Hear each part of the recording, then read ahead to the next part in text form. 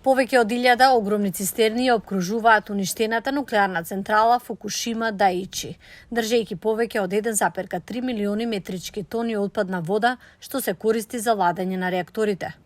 Повеќето радиоактивни загадувачи се отстранети, но водата се уште го содржи радиоактивниот елемент тритиум, објаснува американскиот научник Пол Дикмен, советник на јапонската влада.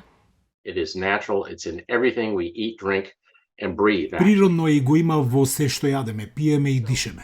Се што има вода има тритиум во него. Значи сите нуклеарни реактори произведуваат како нус производ мали количини на тритиум. И начинот на кој се справуваме е или преку испарување во воздухот или преку испуштање во вода. Јапонија планира да ја ослободи отпадната вода во текот на неколку години, разредувајќи ја концентрацијата на тритиум додека квалитетот на водата не ги надмине стандардите за вода за пиење. Планот беше одобрен од Меѓународната агенција за атомска енергија минатиот месец. Но тоа предизвика гнев кај некои еколошки групи. Риболовните заедници исто така стравуваат дека нивните средства за живот ќе бидат погодени. Јапонскиот бренд ќе опадне, луѓето ќе прашуваат дали се проверува правилно. Загрижен сум за тоа како другите земји го гледаат тоа. Мислам дека има штетни гласини во Јапонија. Мнозинството научници вели дека планот е безбеден, но некои од соседите на Јапонија, особено Кина, силно го критикува овој потек, наметнувајќи ограничувања за увозот на јапонски морски плодови.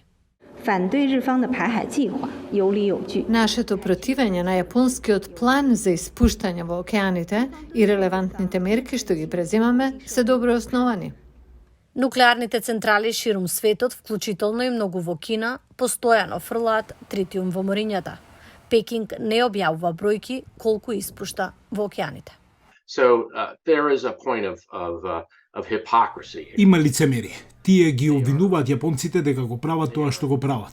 Регулаторните власти и во Кореја и во Кина, кои мислам дека се прилично добри, беа тивки. За ова молча. А сепак тие ги овластуваат своите компании и сопствените реактори да испуштаат во морето секој ден. Во меѓувреме, Јапонија спроведува кампања за јавна комуникација, преку анимирани филмови и реклами, дури и пренос во живо на риби, кои живеат во резервоар со прочистена отпадна вода.